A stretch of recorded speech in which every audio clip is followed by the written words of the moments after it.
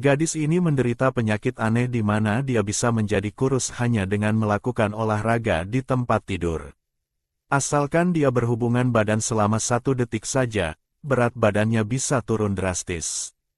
Namun, dia telah menangkap 4 suami hewan tingkat atas yang sangat kuat, tetapi dia tetap saja menjadi wanita gemuk yang dibenci. Meskipun dia mengandalkan kakaknya yang merupakan kepala suku untuk mengancam para suami hewan itu, mereka tetap tidak mau menyentuh wanita yang jelek dan jahat itu. Tapi gadis itu tidak menyerah. Dia bahkan memanfaatkan kesempatan untuk membius suami ular putihnya, berharap bisa menyalakan api cinta. Akibatnya, Bai Yan yang baru saja meninggal di dunia modern tiba-tiba terbangun di tubuh ini. Begitu dia sadar, dia merasakan ada benda dingin melilit pinggangnya. Dia menunduk dan melihat ekor ular yang besar dan kuat. Ye Qiu si ular putih berkata dengan dingin bahwa Bai Yan tidak tahu malu. Sebelum gadis itu sempat sadar sepenuhnya, ekor ular itu mengangkatnya dan menghempaskannya dengan keras ke dinding batu. Rasa sakit yang hebat datang bersamaan dengan ingatan pemilik tubuh asli. Melihat tumpukan lemak yang gemetar kesakitan itu, Ye Qiu berniat membunuhnya. Dia berkata bahwa dulu gadis itu menyiksanya dan memaksanya mencabut sisiknya sendiri. Sambil berkata begitu, ekor ularnya kembali melilit gadis itu dengan erat, mengancam akan mencungkil jantungnya. Mendengar itu, pandangan gadis itu menjadi gelap. Pria ini benar-benar datang untuk membunuhnya. Bai Yan buru-buru berkata bahwa dia berjanji tidak akan mengganggunya lagi di masa depan. Tapi pria itu tidak mempedulikan janjinya. Ekornya bersiap menyerang jantungnya. Di saat kritis itu, Ye Qiu tiba-tiba tertahan oleh kekuatan misterius. Bersamaan dengan itu, suara sistem terdengar di benak gadis itu, mengatakan bahwa sistem pengubah nasib wanita yang dibenci telah diaktifkan, dan dia mendapatkan paket pemula berupa kemampuan penyembuhan. Gadis itu panik dan meminta sistem menyelamatkannya dulu. Begitu dia selesai bicara, ekor ular di dadanya terpental oleh aliran udara tak kasat mata. Ruang dan waktu berhenti selama 10 detik, dan sistem menyuruhnya lari. Begitu bebas, Bai Yan langsung lari terbirit-birit. Dia sempat menoleh dan melihat bayangan putih ragu-ragu keluar dari gua, membuatnya makin ketakutan dan mempercepat larinya sampai dia tidak melihat ular itu lagi, barulah dia jatuh terduduk di tanah sambil terengah-engah. Teringat sistem yang menyelamatkannya, Bai Yan memanggilnya. Sistem menjelaskan misinya. Ketika dia melihat tingkat kesukaan dari keempat suaminya, dia merasa hidupnya akan berakhir. Dia harus mendapatkan hati keempat suami hewan itu untuk bisa hidup kembali dan kembali ke dunia asalnya. Hatinya hancur karena keempat suami itu membencinya setengah mati, bahkan tadi ada yang mau membunuhnya. Sistem memberitahu bahwa dia harus mendapatkan 10 poin kesukaan dari salah satu suami dalam waktu 3 hari, atau dia akan mati. Bai Yan tidak mau mati lagi, jadi dia terpaksa menerima misi itu. Namun, pemilik tubuh asli ini sangat jahat. Dia mengandalkan kakaknya untuk memaksa keempat pria itu menjadi suaminya, dan jika suasana hatinya buruk, dia akan menyiksa dan memukul mereka. Bagaimana caranya membuat 4 pria yang membencinya sampai ke tulang sumsum itu jadi menyukainya? Dia menggaruk kepalanya yang gatal, tapi malah mendapati tangannya penuh minyak. Dia baru sadar kalau tubuhnya bau busuk karena pemilik aslinya sangat malas dan tidak pernah mandi sejak lahir. Para suami hewan itu sangat jijik padanya. Melihat sungai tak jauh dari situ, dia punya ide. Untuk menaklukkan hati suami, dia harus mulai dengan mengubah dirinya sendiri. Dia menggunakan sabut gosok dan menggosok badannya selama 3 jam sampai bersih. Baru saja dia mau memakai baju kulit hewannya dan pergi, tiba-tiba terdengar suara pria bertanya siapa di sana.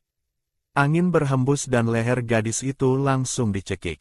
Dari jarak dekat, Bai Yan mengenali pria berwajah tampan dengan rambut emas itu sebagai salah satu suaminya, Raja Harimau Emas bernama Xie Sun. Xie Sun kaget melihat Bai Yan mandi, karena biasanya wanita itu bau masam, tapi sekarang tercium aroma bunga yang samar. Kebetulan Xie Sun sedang dalam masa birahi, dan dia menyadari keanehan ini.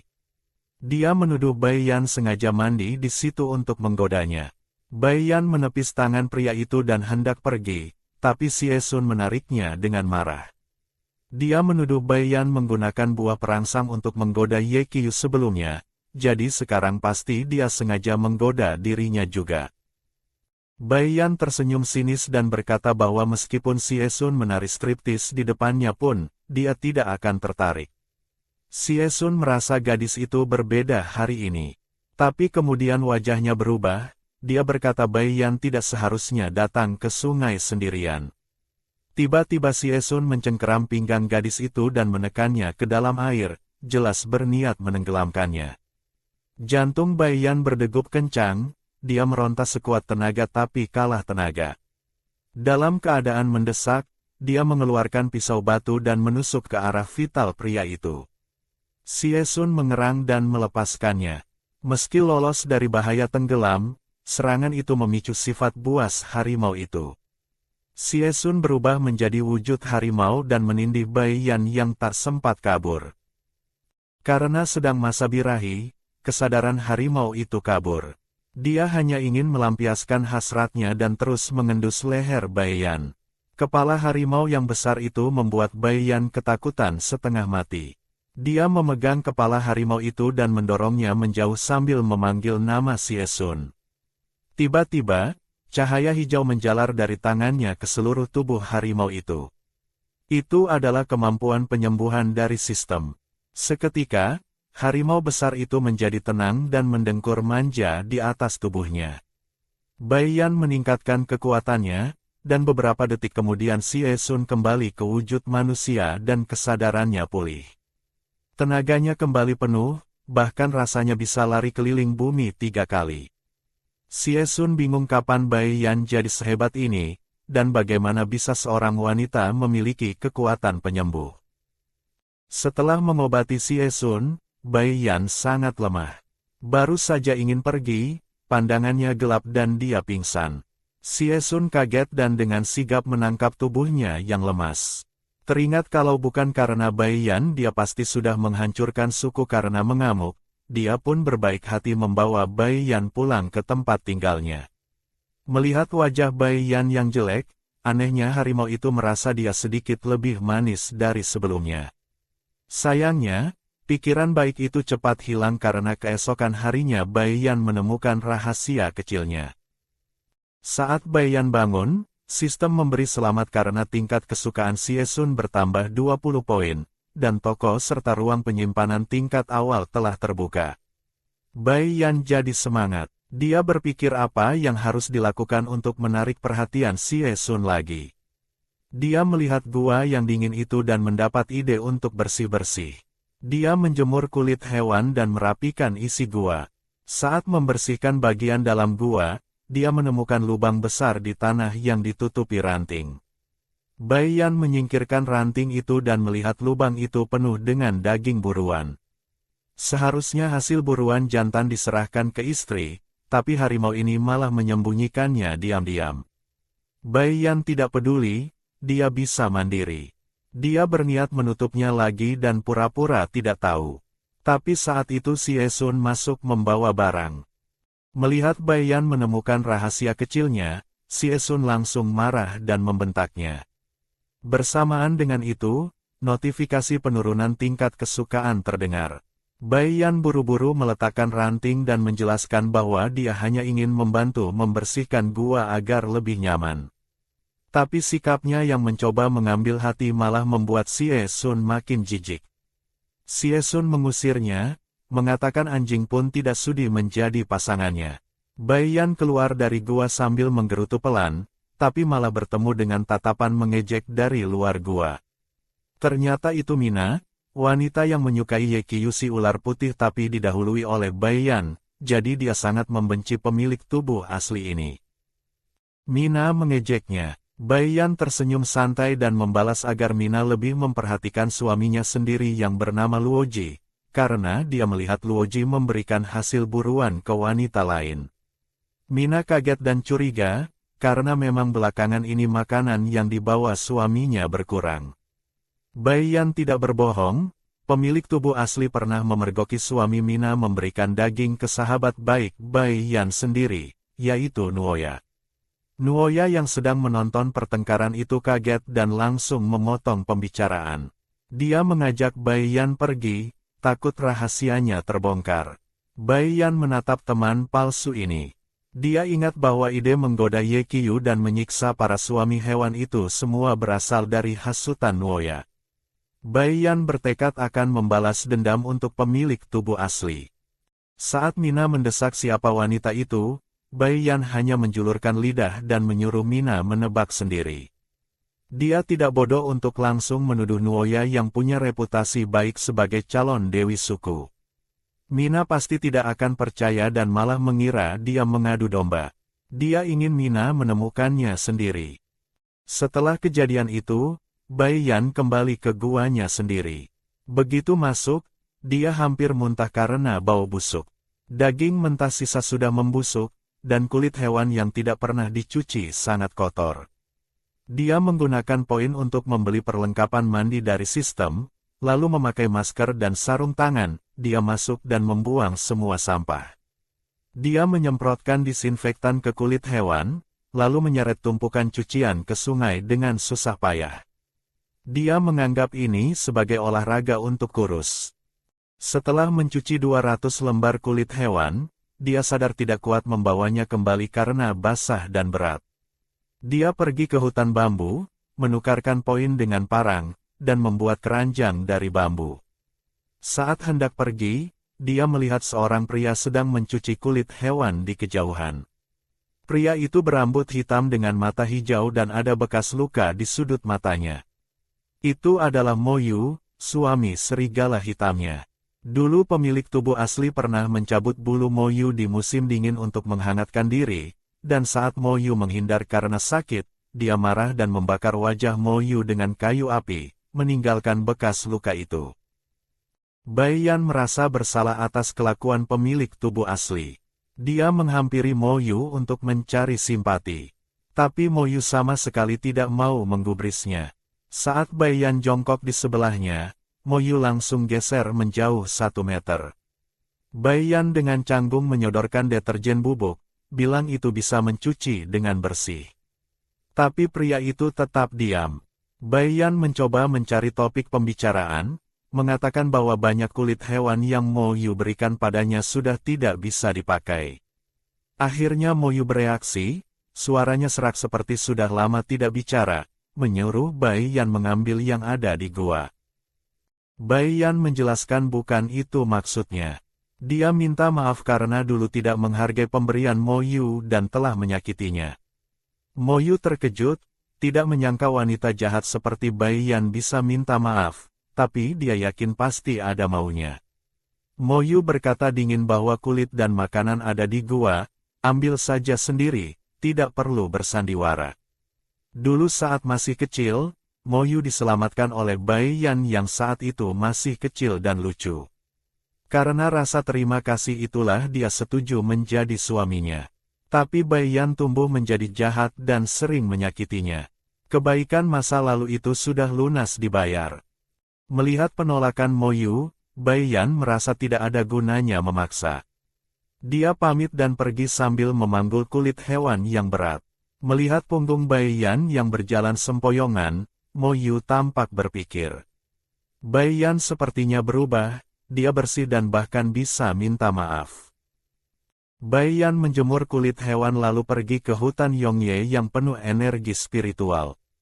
Karena di dalam hutan banyak hewan buas, dia hanya duduk bersila di pinggir hutan untuk menyerap energi. Kemampuan penyembuhannya naik ke tingkat 2, dan tubuhnya mengeluarkan kotoran dan minyak. Dia membersihkan diri di kolam air panas yang dia temukan sebelumnya.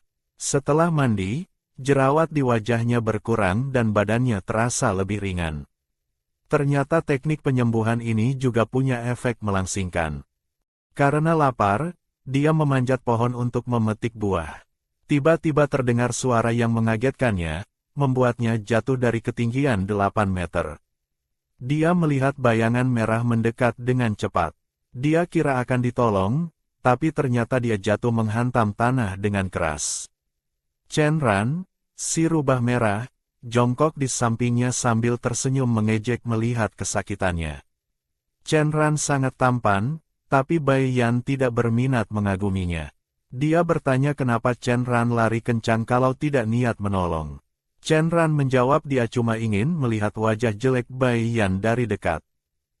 Ternyata Mina melapor ke kepala suku bahwa Bai Yan mau bunuh diri di hutan, jadi semua suami hewannya disuruh mencari. Chen Ran berkata kalau mau mati sebaiknya mati saja yang benar, jangan menyusahkan orang. Chen Ran adalah tuan muda suku rubah. Ayah Bai Yan pernah menyelamatkan ayah Chen Ran, jadi mereka dinikahkan. Tapi Chen Ran baru sadar Bai Yan itu jahat setelah menikah. Bai Yan berjalan terpincang-pincang hendak kembali ke suku. Di jalan dia melihat banyak jamur dan sayuran liar. Saat asyik memetik, tiba-tiba ada tenaga kuat yang mendorongnya jatuh ke celah tanah yang sempit dan gelap. Kepalanya terbentur batu dan dia pingsan. Sebelum pingsan, dia mendengar suara licik Chen Ran yang berkata bahwa ini hutang Bai Yan padanya. Jika Bai Yan mati di luar, itu bagus untuk semua pria di suku. Malam harinya dia sadar. Sambil memaki Chen Ran, dia menggunakan kekuatannya untuk menyembuhkan luka. Dia menggali tanah dengan parang untuk memanjat naik. Untungnya celah itu hanya 20 meter. Saat sampai di atas, dia melihat Mo Yu berdiri menatapnya dari atas. Bai Yan bertanya pasrah apakah Mo Yu mau membunuhnya. Mo Yu tahu ini kesempatan bagus, tidak akan ada yang curiga. Tapi kenangan masa kecil menahannya. Dia menyuruh Bai Yan naik sendiri kalau masih punya tenaga. Bai Yan bergegas naik, rasa lapar menyerangnya. Dia meminta makanan pada Mo Yu. Mo Yu menjawab dingin tidak ada, lalu berbalik pergi. Bai Yan yang lemas dan hampir pingsan menahan lengan Mo Yu, memintanya membawakan keranjangnya karena dia sangat lelah. Suaranya terdengar seperti manja. Mo Yu melihat Bai Yan tampak lebih kurus dalam waktu singkat. Dia diam saja tapi mengangkat keranjang bambu Bai Yan. Karena tidak jadi membunuhnya, dia juga tidak berniat membiarkannya mati kelaparan, jadi dia memetik beberapa buah untuk Bai Yan. Bai Yan makan dengan lahap. Saat berjalan pulang bersama, Bai Yan bertanya apakah Mo Yu sangat membencinya. Bai Yan sadar wajar jika dia dibenci, tapi Mo Yu tidak jahat padanya seperti yang lain. Dia merasa kasihan pada Mo Yu karena sikap dinginnya itu hanya untuk melindungi diri. Bai Yan meminta maaf lagi dan menyodorkan buah ke mulut Mo Yu sebagai tanda terima kasih. Saat Mo Yu mau menolak, Bai Yan langsung menyumpalkan buah itu ke mulutnya. Ekspresi kaget Mo Yu membuat Bai Yan tertawa dan bilang dia lucu. Telinga Mo Yu memerah dan dia merasa buah itu sangat manis. Di alun-alun suku yang terang benderang, kepala suku Bai Yuan berdiri dengan wajah suram karena adiknya belum ditemukan. Chen Ran berdiri santai dengan tangan terlipat, berharap Bai Yan tidak pernah kembali. Lamunan indahnya hancur saat terdengar suara Bai Yan memanggil kakaknya. Bai Yan lari masuk ke alun-alun diikuti Mo Yu yang membawa keranjang bambu. Chen Ran kaget dan takut ketahuan karena serigala punya penciuman tajam. Bai Yuan lega adiknya kembali tapi langsung marah dan mengancam akan mengusirnya jika membuat masalah lagi. Bai Yan ketakutan karena dia harus menaklukkan para suami agar tetap hidup. Dia menjelaskan dia hanya mencari makanan di pinggir hutan.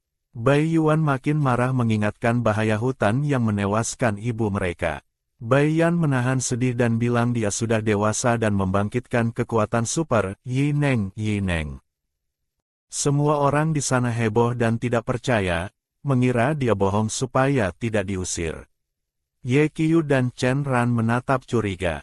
Bai Yuan juga ragu karena belum pernah ada wanita yang punya kekuatan itu di benua ini. Bai Yan meminta Mo Yu membantu. Mo Yu menurut. Bai Yan menyentuh bekas luka di mata Mo Yu, dan cahaya hijau muncul.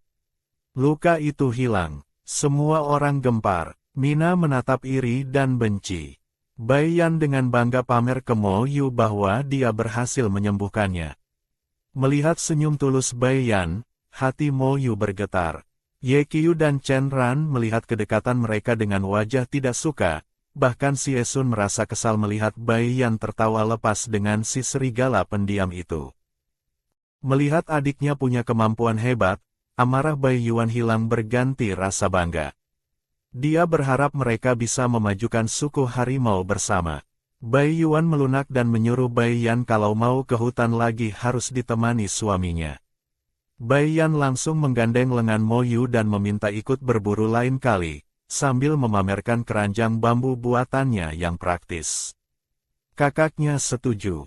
Setelah bubar, Bai Yan meminta Mo Yu mengantarnya pulang karena gelap. Ye Qiu yang mengawasi dari kegelapan merasa sangat tidak nyaman melihat Bai Yan menempel pada serigala hitam itu. Biasanya Bai Yan mengejarnya, tapi sekarang mengabaikannya. Mo Yu meletakkan keranjang di depan gua Bai Yan dan langsung pergi tanpa bicara. Bai Yan sedikit kecewa tapi tetap melambai dan minta ditemani ke hutan besok. Mo Yu cuma bilang, besok lihat saja. Bai Yan mengambil baju ganti dan pergi ke sungai untuk mandi. Di jalan, dia merasa diikuti. Dia mengeluarkan parang dan menyuruh orang itu keluar. Sosok berambut putih muncul tanpa suara di malam hari. Itu Ye Qiu. Bai Yan mundur ketakutan, teringat lilitan ular itu. Tiba-tiba dia teringat sesuatu dan mengeluarkan sisik pelindung jantung milik Ye Qiu yang dia temukan saat bersih-bersih. Dia melemparkannya ke Ye Qiu, bilang dia kembalikan asalkan jangan dibunuh. Ye Qiu tidak menangkapnya, membiarkannya jatuh ke tanah. Ye Qiu mendekat dan bertanya apakah karena Bai Yan punya kekuatan penyembuh, berarti dia bisa melukai Bai Yan sesuka hati karena Bai Yan bisa menyembuhkan diri sendiri. Bai Yan gemetar ketakutan membayangkan disiksa berulang kali. Ye Qiu mencengkeram dagunya, marah karena Bai Yan membuang sisiknya ke tanah. Karena sakit dan takut, Bai Yan menggigit tangan Ye Qiu.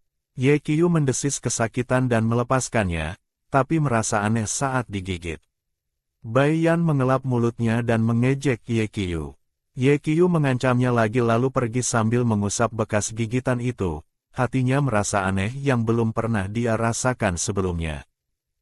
Bai Yan mandi di sungai. Berkat kekuatan penyembuhan, beratnya turun sekitar 10 kg dalam sehari. Besoknya dia tidur sampai siang. Dia buru-buru mencari Mo Yu. Ternyata Mo Yu sudah lama menunggunya di gua. Mo Yu diam saja dan berjalan keluar. Meskipun kemarin menolak, Mo Yu sebenarnya gelisah menunggu Bai Yan. Chen Ran melihat mereka pergi berdua dan memutuskan untuk mengikuti. Di hutan, Bai Yan menyuruh Mo Yu memetik buah beri agar dia bisa menyerap energi spiritual sendirian di dekat mata air panas. Kemampuannya naik ke tingkat 3. Dia mandi di kolam air panas untuk membersihkan kotoran detoksifikasi tubuhnya. Dia tidak sadar Mo Yu bersembunyi mengawasinya. Chen Ran juga melihatnya dan sadar itulah cara Bai Yan menjadi kurus. Chen Ran menghampiri Mo Yu dan bertanya kenapa dia tidak membunuh Bai Yan saja supaya tidak ditindas lagi. Mo Yu balik bertanya, seperti caramu mendorong Bai Yan ke lubang itu. Suasana menegang, tapi Bai Yan datang dengan wajah ceria membawa seekor ayam hutan, memamerkan hasil buruannya. Melihat Bai Yan begitu mengandalkannya, tatapan Mo Yu melembut. Bai Yan kaget melihat Chen Ran dan bersembunyi di balik Mo Yu. Chen Ran adalah orang yang paling dia benci sekarang. Chen Ran merasa campur aduk melihat Bai Yan takut padanya tapi tidak takut pada Mo Yu. Bai Yan memutuskan mengalah. Dia mengajak Chen Ran makan ayam bakar bersama. Chen Ran kaget Bai Yan tidak menyalahkannya. Bai Yan meminta maaf atas masa lalu dan mengembalikan boneka kayu milik Chen Ran yang dulu dirampas pemilik tubuh asli. Boneka itu peninggalan ibu Chen Ran. Chen Ran merebut boneka itu dan menyimpannya. Dengan gengsi dia berteriak bahwa dia tetap membenci Bai Yan, tapi suaranya terdengar mau menangis. Bai Yan menghela napas, satu lagi pria yang dibuat gila oleh pemilik tubuh asli. Dia menyuruh Mo Yu mengurus ayam, lalu mengejar Chen Ran.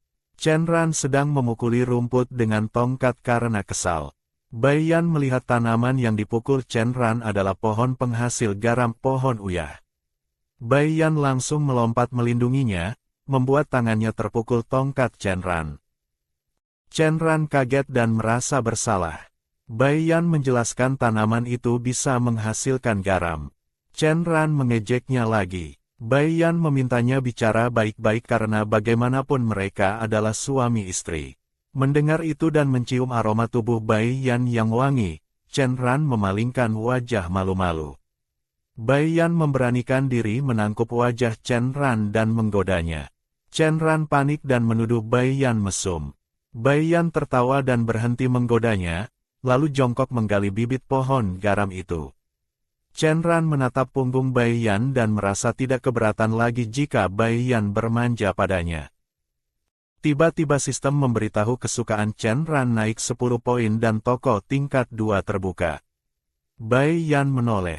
Chen Ran merona dan memalingkan wajah. Bai Yan menduga rubah kecil ini suka dipaksa. Dia memanggil Chen Ran mendekat, lalu dengan cepat mencium bibirnya. Chen Ran kaget setengah mati hingga wajahnya merah padam. Bai Yan mendapat notifikasi lagi kalau kesukaan Chen Ran naik 10 poin lagi. Mata Bai Yan berbinar melihat Chen Ran seperti melihat sumber poin. Chen Ran ketakutan melihat tatapan agresif itu dan lari terbirit-birit. Bai Yan mengejarnya sambil minta cium lagi. Mereka kembali ke tempat Mo Yu yang sedang membakar ayam.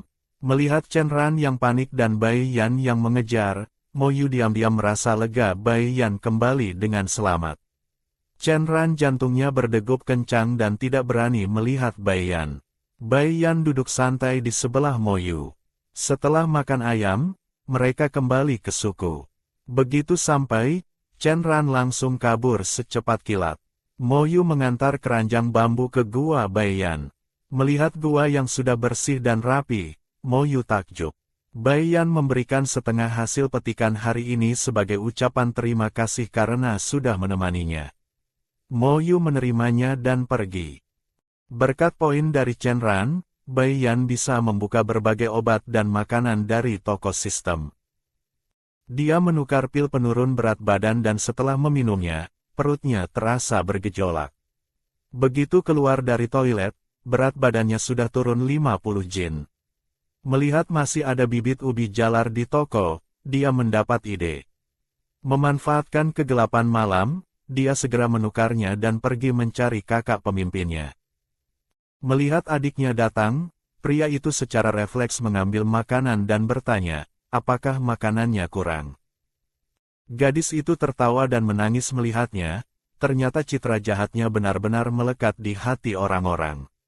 Dia buru-buru mengeluarkan bibit ubi jalar dan berkata, kakak, aku menemukan ubi jalar di hutan. Tanaman ini hasil panennya besar dan mudah disimpan. Kakak mau tidak mengajak suku untuk menanamnya bersama. Jadi saat musim salju kita tidak perlu khawatir kehabisan makanan. Bai Yuan berpikir sejenak lalu setuju, tapi dia mengingatkan sebelumnya, semua orang belum pernah melihat makanan ini, jadi belum tahu apakah bisa tumbuh atau cukup untuk dimakan. Mereka belum tentu mau melepaskan perburuan untuk menanam ubi jalar bersamamu. Bai Yan sudah menduga hal ini dan berkata, jika saatnya tiba dan semua orang tidak mau menanam, aku akan menanamnya sendiri. Kakak akan bersamamu. Karena perubahannya, Bai Yuan bersedia mempercayainya kali ini. Gadis itu memeluk lengan Bai Yuan dengan gembira dan bertingkah manja. Kedua bisman itu mengobrol sebentar sebelum berpisah. Tapi Bai Yan tidak langsung pulang, melainkan berlari di sepanjang jalan kecil sambil berolahraga dan mencari tempat tinggal baru. Dia berencana menandai sebidang tanah lagi untuk membangun rumah. Xie Sun melihat Bai Yan berlari dari kejauhan. Memikirkan bahwa Bai Yan tidak meminta makanan padanya beberapa hari ini, dia curiga apakah kata-katanya waktu mengusirnya terlalu kasar. Memikirkan hal ini dia berteriak, Bai Yan, apakah kamu masih punya makanan?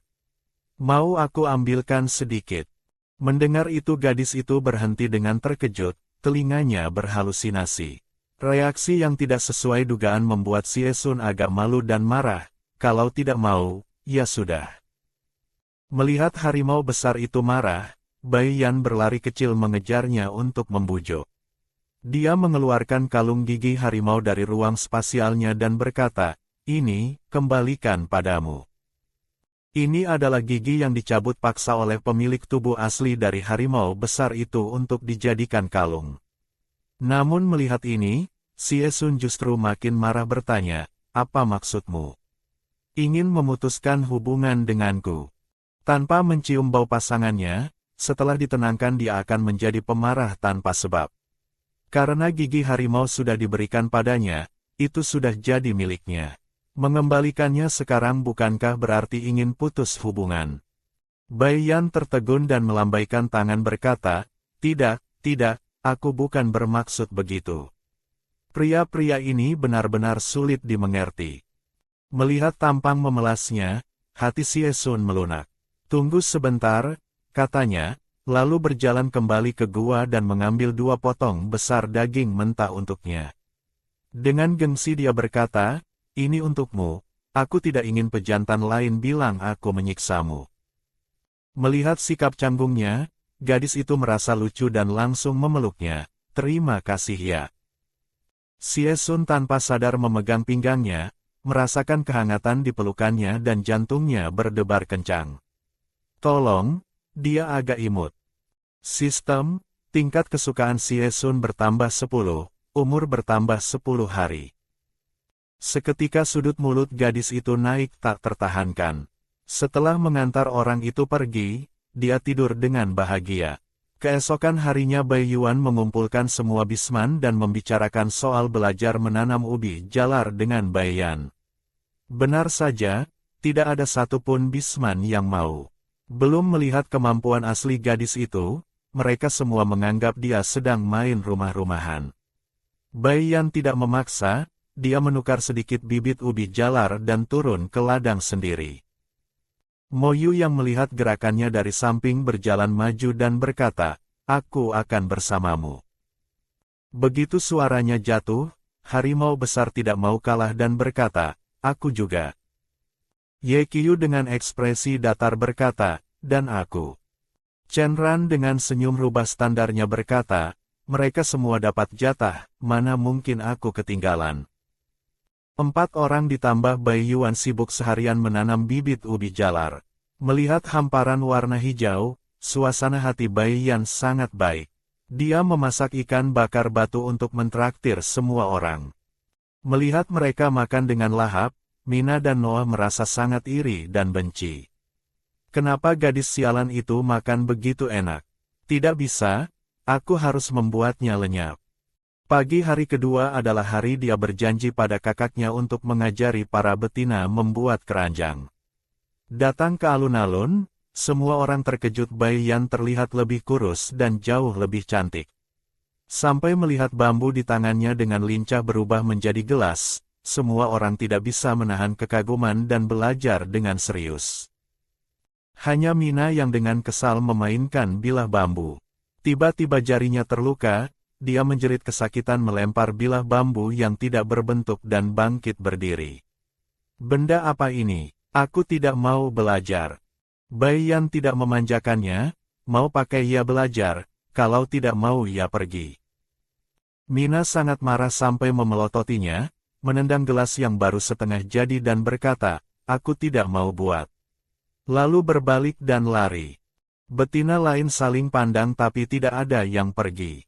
Dengan banyak orang pekerjaan cepat selesai dan segera puluhan keranjang besar berjejer di samping. Sebelum pergi, Bai Yan tidak lupa menggunakan teknik penyembuhan untuk mengobati luka kecil mereka.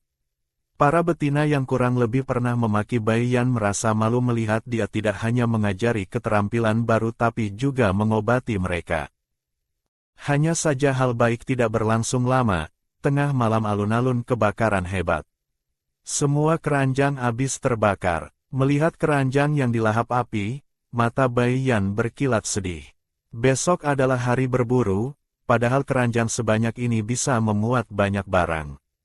Dia mencium bau yang tertinggal di udara, tapi bau di alun-alun terlalu campur aduk jadi tidak bisa membedakan siapa yang membakar. Tapi Bai Yan sudah menebak siapa pelakunya. Melihat wajah bangga Mia yang bersembunyi di kegelapan, dia langsung menerjang memukul wajah lawan bertubi-tubi. Dia mendorong orang itu ke tanah, duduk di pinggang Mina dan menamparkan kiri kanan. Lihat dirimu yang seperti monster tapi tidak berlagak seperti Bisman, aku harus menghajarmu sampai mati hari ini. Suara tamparan yang nyaring mengagetkan semua orang di sana. Betina yang sangat ganas. Setelah sadar, orang-orang buru-buru memisahkan keduanya. Pasangan Mina dengan wajah penuh kecaman bertanya, "Kenapa kamu memukul Mia?" "Pemimpin saja belum bilang Mia yang melakukannya, minta maaf pada istriku." Noah juga maju memperkeruh suasana, "Benar Yan, kamu terlalu impulsif." Sedangkan Moyu maju melindungi Bai Yan di belakangnya. Melihat itu hatinya hangat, dia menggenggam tangan serigala hitam itu dan meremasnya, memberi isyarat bahwa dia baik-baik saja. Moyu tertegun sejenak, di telinganya hanya terdengar suara detak jantungnya sendiri yang membuncah. Hari ini membuat keranjang, selain Mia semua betina ikut serta, Bai Yan menunjuk para betina yang berdiri di samping. "Kalian tanya mereka dan pasangan mereka, apakah mereka akan menghancurkan jerih payah mereka sendiri?" Betina lain menggelengkan kepala, tentu saja mereka tidak tega. Satu-satunya di seluruh suku yang punya motif bukankah kalian sekeluarga berempat? Masih butuh bukti. Semua orang memandang Mia yang terkapar di tanah. Wanita itu merasa bersalah sesaat dan menggelengkan kepala menyangkal. Melihat itu Bai Yan menyingsingkan lengan baju bersiap memukulinya lagi. Kakaknya yang melihat adiknya begitu garang buru-buru menahannya, dia tidak ingin kehilangan umur. "Kali ini adalah kelalaianku tidak menjaga alun-alun dengan baik. Tidak peduli siapa yang melakukannya kali ini, sengaja atau tidak, aku tidak berharap hal seperti ini terjadi lagi. Jika ada yang berikutnya, akan langsung diusir dari suku." Setelah bicara dia membubarkan kerumunan Bisman. Mia seperti mendapat pengampunan besar dan buru-buru lari. Bai Yan hanya bisa menghela napas tak berdaya, keranjang tidak bisa dipakai ya sudah, untungnya dia sudah memukul Mia jadi lumayan lega. Dia melepaskan tangan Moyu dan melambaikan tangan pada ketiga orang itu. Xie Sun diam-diam berjalan ke sisinya dan berkata, "Biar aku antar." Bisa menaikkan tingkat kesukaan, tentu saja gadis itu tidak menolak. Sampai di gua, melihat harimau besar itu melamun mengikutinya masuk, Bai Yan melambaikan tangan di depan matanya. "Apa aku sudah sampai? Kamu pulanglah." Xie Sun menatap matanya dan tiba-tiba berkata, "Masa birahiku belum lewat." Seketika gadis itu panik sesaat, takut dia hilang kendali lagi berubah menjadi bentuk binatang. "Apa tidak nyaman lagi? Biar aku bantu redakan dengan kekuatan super." Xie Sun menatapnya dengan keras kepala, tidak mau kekuatan super. "Lalu bagaimana?" "Harimau besar itu keceplosan, cium aku." Begitu kata-kata itu keluar, keduanya tertegun. Sadar apa yang dikatakannya, Xie Sun ingin menggigit lidahnya sendiri, wajahnya memerah sampai ke leher. "Tidak, aku bukan maksudnya." Belum selesai bicara Bai Yan sudah maju selangkah memeluk lehernya dan mencium bibirnya. "Ya, sistem, tingkat kesukaan bertambah 20, umur bertambah 20 hari. Tingkat kesukaan Xie Sun bertambah 50, umur bertambah 50 hari. Terus bertambah sampai 100 baru berhenti." Mendengar notifikasi itu Bai Yan hampir gila karena senang, buru-buru memadamkan api asmara keduanya. Dia tidak berani menggoda lagi takut terjadi sesuatu. "Sudahlah, kamu harus pulang." Mata harimau besar itu meredup sesaat, dia bergumam setuju. Setelah mengantarnya pergi, Bai Yan baru sadar masa birahi apa yang belum lewat, itu semua alasan Xie Sun untuk minta cium. Dia ternyata tertipu oleh harimau yang kelihatannya bodoh ini. Sistem, mendeteksi ada pasangan dengan tingkat kesukaan penuh 100, misi cabang terbuka. Silakan tuan rumah berhasil mengandung anak untuk pasangan Bisman. Karena ada satu tingkat kesukaan yang berubah jadi positif, misi melahirkan anak ini seharusnya bisa diselesaikan, gadis itu berpikir ragu-ragu. Pagi hari setelah mencuci muka dia datang ke alun-alun. Semua Bisman yang pergi berburu sudah bersiap. Melihat adiknya datang, Bai Yuan agak khawatir dia ikut berburu. Tatapannya menyapu keempat calon pasangan adiknya, siapa dari kalian yang mau membawa Yan? Siapa yang tidak tahu keempat Bisman itu terkenal tidak menyukainya. Para Bisman lain duduk menunggu drama. Siapa sangka adegan selanjutnya membuat rahang mereka jatuh. Serigala licik tidak bicara etika duluan berubah menjadi bentuk binatang dan merebutnya. Raja harimau yang telat selangkah wajahnya menghitam, hanya bisa menahan kesal dan mengikuti. Rubah api di samping tidak mau kalah lari di sisi lain gadis itu. Tiga binatang berjalan beriringan membuat Bai Yan yang diperebutkan merasa senang. Tangan kiri membelai punggung harimau emas, tangan kanan membelai rubah. Wah, perlakuan kaisar pun tidak lebih dari ini. Bahkan ular putih yang sombong pun menjaga di depan. Tapi gadis itu tidak sengaja menunduk dan menemukan ada bagian botak di punggung serigala hitam. Seketika hatinya bergetar, ini adalah bekas luka saat pemilik asli mencabut bulunya. Dia mengelus bagian botak itu dengan sedih, seketika rasa gatal menjalar ke seluruh tubuh serigala hitam. Maaf aku terlalu jelek, jika kamu jijik. Belum selesai bicara bagian botak itu merasakan sentuhan lembut dan hangat. Sadar bahwa Bai Yan menunduk dan menciumnya, seketika wajah serigala hitam memerah sampai berasap, kakinya lemas dan langsung berlutut. Gadis yang tanpa persiapan itu terlempar keluar. Tubuh seberat 800 jin itu seperti bom nuklir meratakan seluruh bukit kecil. Xie Sun segera berubah menjadi manusia untuk menangkap Bai Yan. Akhirnya menemukan kesempatan untuk menjatuhkan saingan cinta, kau tidak bisa hati-hati sedikit. Rubah api juga muncul dari samping, Bai Yan, ada aku di sini pasti tidak akan membiarkanmu jatuh. Gadis itu menggelengkan kepala yang pusing dan berdiri. Belum sempat memilih salah satu, pinggangnya sudah dililit ekor ular putih. Seketika dia dibawa Ye Qiu meluncur pergi meninggalkan dua pesaing. Sedangkan Bai Yan yang tergantung di udara merasa putus asa, turunkan aku mabuk darat. Ye Qiu mulutnya mencela manja tapi gerakannya lembut saat menurunkannya. Begitu mendarat gadis itu muntah. Dasar manja, coba kamu yang rasakan. Mendengar itu bola mata ular putih berputar, dia mengecilkan tubuh dan masuk ke baju gadis itu, kalau begitu kamu gendong aku. Xie Sun yang mengejar berputar di sekitar gadis itu, naik aku cepat dan stabil. Setelah naik di punggung harimau dan melanjutkan perjalanan, ular kecil perlahan merayap ke bahu Bai Yan. Gadis itu gemetar merasakan sentuhan dingin. Ye Qiu, apa yang mau kamu lakukan? Tapi ular putih itu hanya melingkar di bahunya, tubuh ular itu tepat menutupi kalung gigi harimau pemberian Xie Sun. Tidak mau melakukan apa-apa. Bai Yan memasang wajah memelas tidak berani bergerak.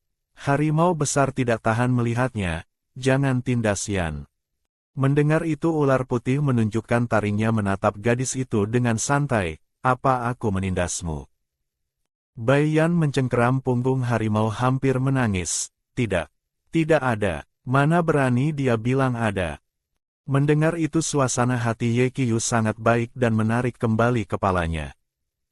Sistem, tingkat kesukaan Ye Qiu bertambah 10, umur bertambah 10 hari. Kelompok Bisman berlari di hutan selama 3 hari 1 malam baru berhenti untuk mulai berburu. Mo Yu ingin minta maaf pada Bai Yan tapi didorong oleh harimau besar. Yan, tunggu aku berburu banyak makanan untukmu. Melihat gadis itu tersenyum dan mengelus kepala harimau, Mo Yu tidak mendekat lagi melainkan berbalik lari ke arah buruannya sendiri. Ye Qiu meliriknya sekilas memperingatkan agar tidak lari sembarangan. Rubah api juga menundukkan kepala di depannya minta dielus. Susah payah menyuruh pergi beberapa pasangan Bisman, dia mulai menyerap energi spiritual. Segera kekuatan supernya naik ke tingkat 4, berat badannya juga turun sedikit. Setelah selesai berlatih dia mulai mencari harta karun di sekitar. Jamur spiritual, buah-buahan, cabai semua ada. Dia juga menemukan sebutir telur sebesar kepala manusia. Telur itu seolah punya nyawa, dia mengetuknya dan pihak sana bergerak di dalam. Barang bagus, dia langsung memasukkannya ke ruang spasial. Siapa sangka di belakangnya langsung terdengar auman binatang buas. Binatang buas setinggi bukit kecil berlari kencang ke arahnya. Membuat gadis itu lari terbirit-birit tapi lawan terus mengejar. Jangan kejar aku. Apa telur yang aku ambil itu anakmu? Aku kembalikan boleh tidak? Dia menengadah ke langit meratapi tangannya yang gatal. Melihat binatang buas itu membuka mulut kecilnya hendak menggigit Baiyan, kakinya lemas dan berguling menuruni bukit. Melihat akan menabrak batu besar, dia hanya bisa menutup kepala berdoa agar tidak benjol. Siapa sangka rasa sakit yang dibayangkan tidak datang, melainkan menabrak pelukan dingin. Membuka mata melihat Ye Qiu, dia langsung berkata dengan menyedihkan, "Tolong aku." Pria itu dengan sangat angkuh menggulungnya ke belakang badan, "Bukankah takut padaku? Sekarang tahu merengek padaku, cari tempat sembunyi." Setelah bicara dia langsung menerjang binatang buas yang menabrak mereka. Hanya sebentar Ye Qiu dengan indah mengakhiri pertarungan. Gadis itu baru berlari kecil dari balik pohon menyodok binatang buas yang sudah mati itu. "Kenapa kamu memancing hewan penjaga harta? Ternyata di tempat ada harta karun pasti ada hewan penjaga yang menempati. Apa yang kamu ambil?" Baiyan tersenyum canggung, "Telurnya." Tapi mana gadis itu tahu itu bukan telur hewan buas melainkan keberadaan misterius. Dia mengira telur itu tidak dibuahi. Melihat pria itu hendak menggulung hewan penjaga dan membawanya kembali ke kemah, gadis itu buru-buru mencegah dan meraba-raba tubuh lawan, "Kamu terluka." Sambil bicara tangannya mengeluarkan cahaya kekuatan super untuk mengobatinya. Tenggorokan Ye Qiu tercekat, perasaan aneh muncul di hatinya. Saat keduanya kembali ke kemah melihat belum ada Bisman yang kembali, ular putih melempar hasil buruan dan berbalik. "Tetap di sini jangan lari sembarangan, dengar tidak?" Baiyan segera mengangkat tangan bersumpah tidak akan lari sembarangan sekaligus berterima kasih atas penyelamatan Ye Qiu. Pria itu memiringkan kepala berpikir serius, "Kalau begitu panggang makanan untukku." Dia sangat suka makanan buatannya. Mendengar itu gadis itu langsung setuju. Setelah orang itu pergi dia mulai mengolah bahan makanan. Sampai saat dia membelah perut hewan buas dan memasaknya, terdengar langkah kaki di belakang. Melihat Moyu kembali matanya berbinar, "Cepat bantu aku." Tapi pria itu tampak canggung dan bingung. "Aku hari ini tidak sengaja menjatuhkanmu." Hanya saja dia mencium lukanya membuat pikirannya kacau. Mendengar ini Baiyan paham ternyata dia menyalahkan diri sendiri. "Tidak apa-apa kok, aku tidak terluka." Melihat wajah penuh rasa bersalahnya, gadis itu berubah menjadi dewi berhati lembut mengulurkan tangan mengusap kepala serigala hitam. "Bantu aku masak, aku tidak akan marah lagi." Sistem, tingkat kesukaan Moyu bertambah 10, umur bertambah 10 hari. Teringat ciuman itu telinga pria itu memerah, dia menunduk dan mencium ujung mata gadis itu. Sopan santun. Baiyan hanya merasa ujung matanya panas, tertegun menatap Moyu. Otaknya belum bereaksi, tangannya sudah menyuapkan buah yang belum habis dimakan ke mulutnya. Sistem, tingkat kesukaan Moyu 25, bertambah 25 hari umur. Mendengar siaran sistem, gadis itu mau tak mau menghela napas, para pasangannya sebenarnya semua binatang yang polos dan lucu. Sadar dari lamunan, gadis itu baru melihat Moyu membawa kembali tumpukan besar hasil buruan cukup untuk menjadi bukit kecil. "Wah Moyu, kamu hebat sekali." Pria itu tidak bicara, sebenarnya dia mendengar harimau bilang mau berburu banyak makanan agar dia senang. Dia pun berpikir apakah jika dia juga berburu banyak makanan, Bai Yan tidak akan marah padanya lagi. Langit mulai gelap, dengan bantuan Moyu kemah segera dipenuhi aroma makanan lezat. Membuat para bisman yang kembali meneteskan air liur. Sampai semua bisman makan mereka menyesal tidak menikahi Bai Yan. Tidak ada yang memberitahu mereka keahlian gadis itu begitu bagus. Hanya ular putih yang wajahnya hitam. Dia menyuruh Bai Yan memasak untuknya bukan untuk semua bisman.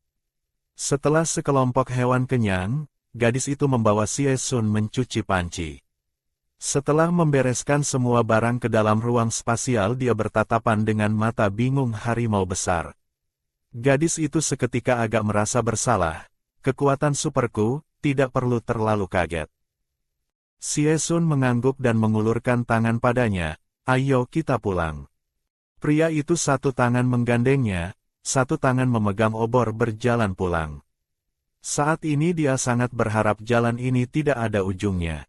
Di dalam kemah para bisman mencari tempat masing-masing untuk tidur di tanah. Chen Ran melihat dua orang bergandengan tangan masuk, bergerak mencari tempat. Bai Yan sini, tidur di sebelahku, buluku hangat. Moyu tidak bicara, hanya menatapnya penuh harap. Xie Sun membuat gerakan mengancam, siapa yang butuh bulu rubahmu? Yan punya aku. Lalu menambahkan, aku tidak mau, kamu keras. Hanya Yekiyu si ular yang dingin tidak bicara. Tolong di sini ada yang menindas ular. Bai Yan sang ahli manajemen air, adil, segera mengeluarkan kulit binatang dan menghamparkannya di tengah-tengah mereka lalu berbaring. Dia mengusap kepala ketiga hewan itu masing-masing, tidur begini, kalian tengah malam tidak boleh ribut ya, aku bakal takut. Tiga hewan itu benar saja membatalkan niat berebut, dia baru menutup mata dengan puas. Tapi tengah malam dia tidur makin dingin. Setelah terbangun karena kedinginan, dia membuka mata dengan bingung dan menemukan dirinya berada di tengah kabut tebal. Hewan-hewan di sampingnya hilang tanpa jejak. Sebuah kekuatan aneh menariknya untuk berjalan ke depan. Entah berapa lama kemudian dia mengikuti petunjuk itu sampai ke depan sebuah kuil dewa hewan. Melihat patung dewa hewan yang tinggi besar, hatinya tergerak berlutut dan bersujud 3 kali. Bersamaan dengan itu di keningnya muncul sebuah tahi lalat cinabar merah. Terdengar suara panggilan samar di telinganya. Dia membuka mata dengan bingung dan menemukan hari sudah terang. Sekelompok orang mengelilinginya.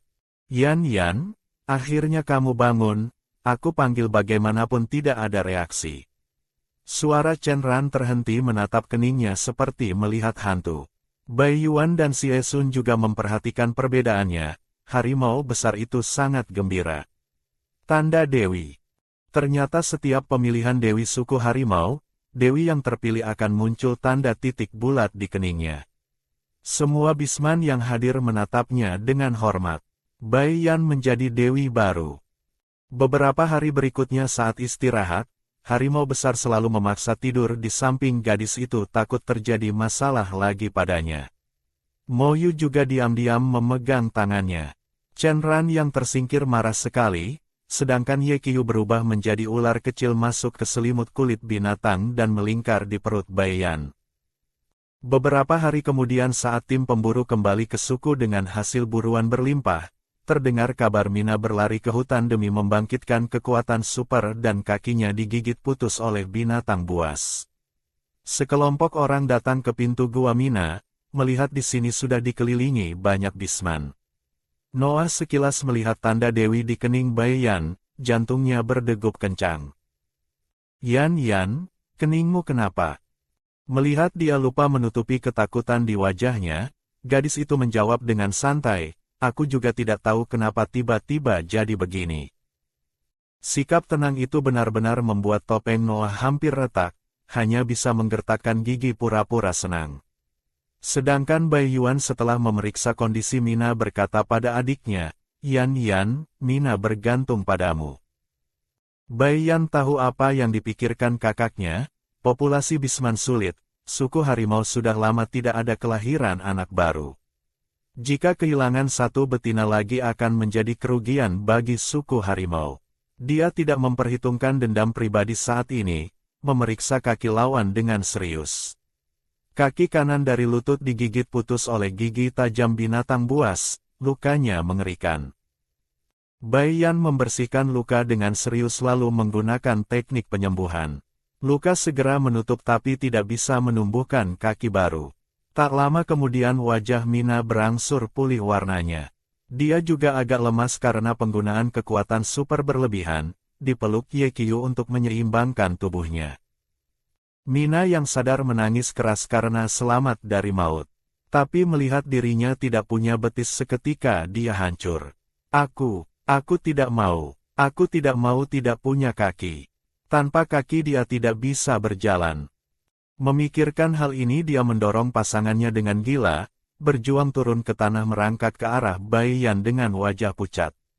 Mengangkat tangan menarik pergelangan kaki gadis itu, Bai Yan, aku mohon bantu aku. Bukankah kamu punya kekuatan super? Kamu bantu aku tumbuhkan kaki lagi oke? Aku janji tidak akan melawanmu lagi, mohon. Tapi kekuatan gadis itu hanya penyembuhan. Maaf, aku benar-benar sudah berusaha. Kata-kata ini memicu Mina menjadi gila, kuku tajamnya menancap ke daging pergelangan kaki Bai Yan. Bagaimana mungkin kamu tidak bisa? Kamu hanya tidak mau menyelamatkanku. Bai Yan, kamu terlalu egois. Gadis yang kesakitan itu mengerutkan kening menahan sakit. Ye Qiu di samping langsung menendang pergelangan tangan Mina dan melindungi Bai Yan di belakangnya. Jika bukan karena melihat dia kakinya putus, pria itu sudah langsung menginjak hancur tulang pergelangan tangannya. Kita pergi. Dia menarik Bai Yan berjalan keluar. Mendengar suara makian Mina yang hancur, gadis itu justru memusatkan perhatian pada Ye Qiu. Apakah dia sedang melindunginya? Dia juga tidak sebenci yang dibayangkan ya. 3 pasangan sisanya segera mengikuti. Xie Sun berlari kecil 2 langkah ke depan dengan senyum cerah. Yan, kamu jangan dengarkan Mina bicara sembarangan. Kamu sangat baik, kami semua tahu kamu sudah berusaha menyelamatkannya. Tampangnya yang memeras otak untuk menghibur mirip anjing besar yang sangat konyol. Bai Yan tersenyum lembut, aku tahu kok, aku tidak akan marah padanya. Baru selesai bicara pergelangan tangannya mengencang, Ye Qiu menambah tenaga menarik orang ke sisinya. Melirik 3 hewan lain, aku dan Bai Yan masih ada yang mau dibicarakan, kalian pergilah. Mo Yu terdiam, Chen Ran tertawa sinis, kata-kata ini menarik. Aku adalah pasangan Bai Yan, kenapa harus mendengarkanmu? Ye Qiu tidak mau kalah, hehe, kamu tidur. Memangnya aku bukan pasangannya? Seketika asap mesiu menyebar di antara 2 hewan itu, siapapun tidak mau mengalah. Bai Yan memegang dahi dengan cepat menghalangi di antara keduanya. Berhenti, berhenti, apa yang perlu diperebutkan? Dia menatap Chen Ran dan menggoda, pulanglah dan tunggu, suatu hari nanti aku akan datang memanjakanmu. Kata-kata ini keluar, wajah rubah kecil memerah berteriak, dasar penjahat. Lalu menoleh dan pergi dengan langkah melayang. Sistem, tingkat kesukaan Chen Ran bertambah 10, umur bertambah 10 hari. Lalu gadis itu menoleh pada Mo Yu dan Xie Sun, kalian juga pulanglah dulu. Dia justru ingin mendengar apa yang mau dikatakan Ye Qiu padanya. Serigala hitam dan harimau emas paling menurut padanya dan patuh kembali ke gua masing-masing. Kamu mau bilang apa padaku? Wajah ular putih dingin tapi kata yang keluar adalah, coba lihat kakimu. Mendengar itu gadis itu hampir mati ketakutan, ular ini punya hobi aneh apa? Siapa sangka lawan jongkok dan menunjuk pergelangan kakinya, itu tempat yang dicakar Mina. Kamu hari ini kenapa baik sekali? Ye Qiu tidak bicara entah memikirkan apa. Gadis itu langsung menggunakan satu teknik penyembuhan dan kakinya sembuh. Pria itu baru berdiri. Hati-hati Mina cari masalah denganmu nanti. Kalau dia datang mengganggumu, kamu cari aku. Betinanya sama sekali tidak diizinkan ditindas orang lain. Bai Yan menatapnya dengan geli, kenapa Mina membenciku? Bukankah karena menyukaimu? Makin kamu melindungiku, dia makin marah. Meski dia sama sekali tidak peduli sih. Mendengar itu Ye Qiu agak heran, dia selalu tidak tertarik pada urusan cinta jantan dan betina, sama sekali tidak tahu teh hijau ini. Aku tidak menyukainya. Selesai bicara dia dengan tanpa sebab melempar satu kalimat, besok ingin makan makanan buatanmu. Boleh, mau makan masakan buatanku, kamu siap menukar dengan apa? Mendengar itu alis Ye Qiu berkerut, mau tukar dengan makanan. Siapa sangka gadis itu menggeleng, aku tidak kekurangan bahan makanan.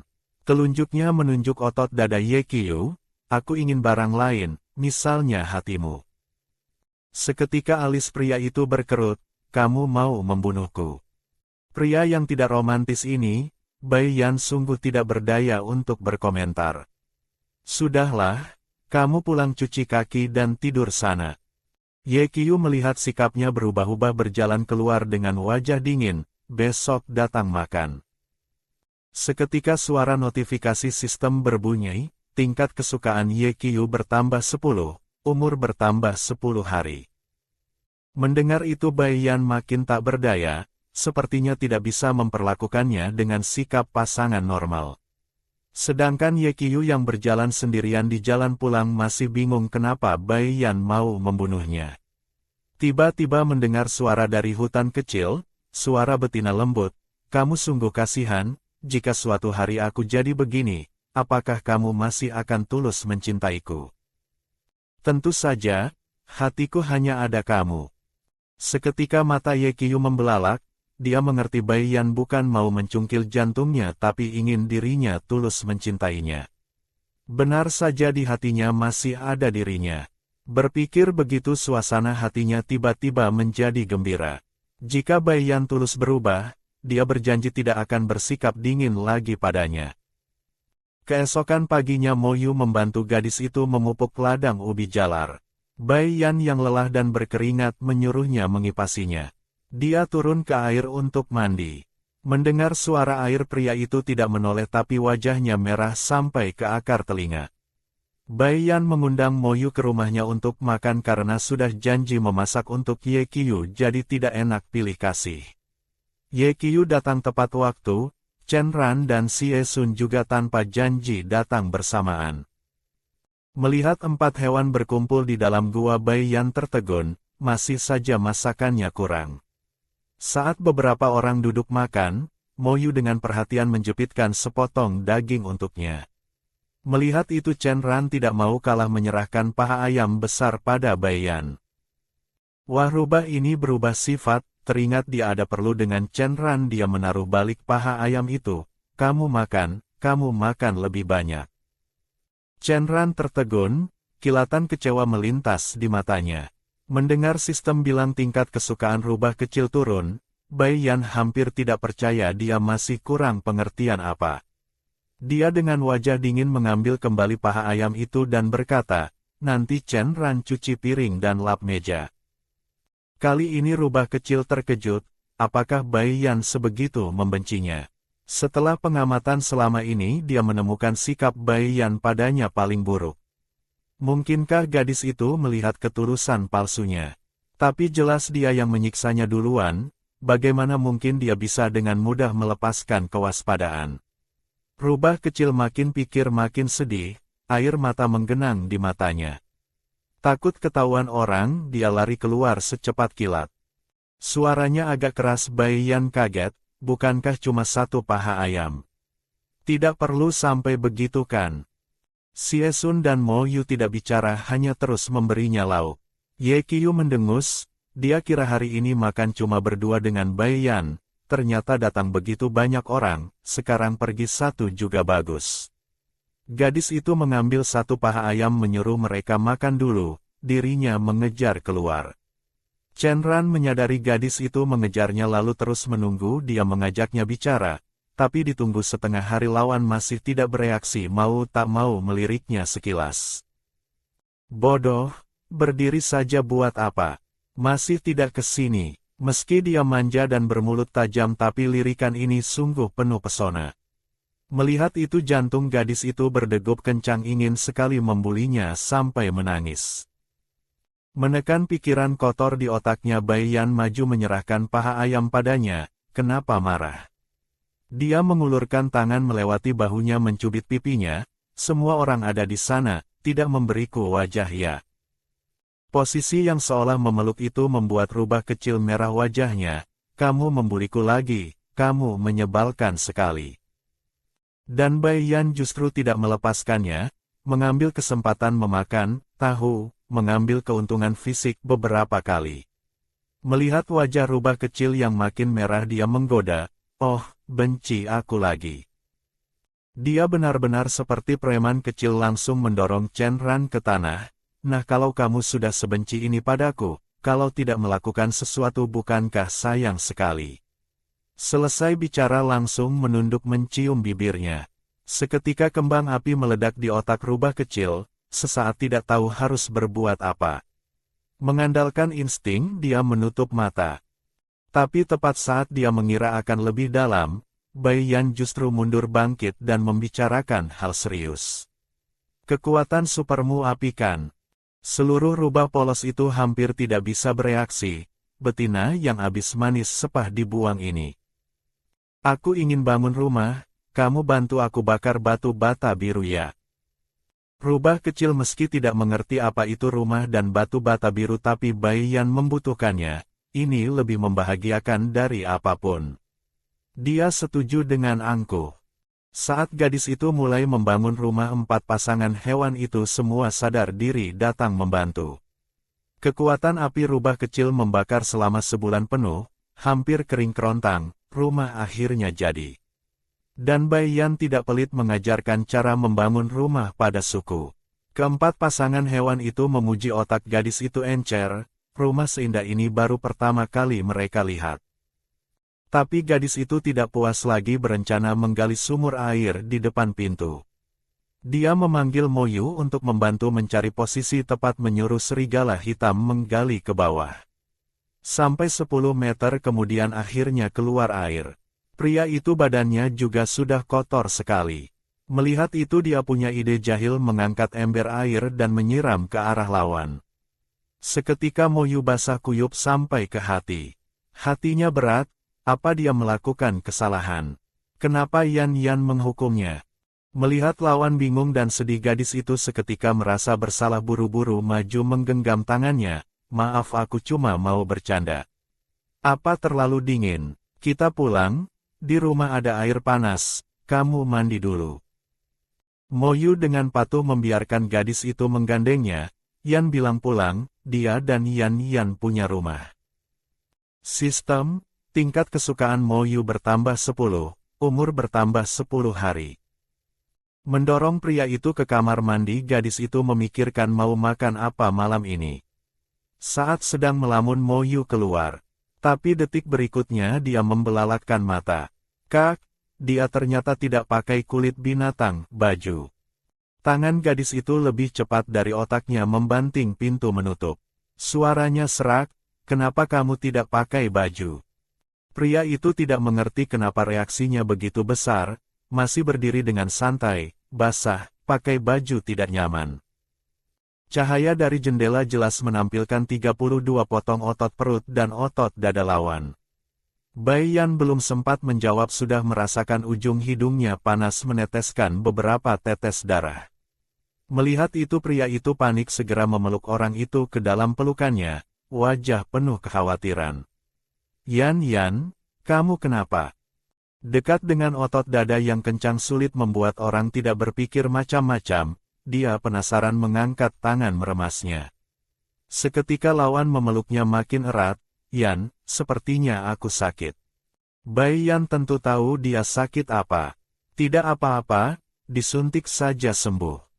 Dua hewan itu baru benar-benar bersatu dalam arti sebenarnya. Di bahu gadis itu juga muncul tanda kepala serigala. Keesokan harinya dia dibangunkan oleh sistem.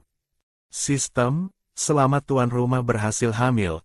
Waktu hitung mundur 60 hari, ruang tanam sudah dibuka. Gadis yang kaget itu bengong, begitu cepat sudah hamil. Bukankah katanya Bisman sulit punya anak? Saat dia bangun Mo Yu sudah tidak ada, di meja sudah disiapkan makanan untuknya. Setelah makan dia pergi ke hutan ingin mencari kayu yang cocok untuk membuat sesuatu. Tapi saat membuka ruang spasial mengambil golok, bayangan hijau menerjang keluar dari dalam menempel di lengannya tidak mau lepas. Menunduk melihat, ternyata itu anak hewan spesies tak dikenal. Kepala bertanduk, punggung bersayap, seharusnya telur yang dia pungut itu menetas. Anak itu mengepakkan sayap 2 kali dan berbicara bahasa manusia, Tuan. Mendengar itu Bai Yan terkejut tak disangka benda kecil ini ternyata punya kecerdasan. Dia menyodok perutnya, kamu anak hewan penjaga harta itu. Anak itu menggeleng, ternyata karena energi spiritualnya melimpah, hewan penjaga harta itu terus menguasainya.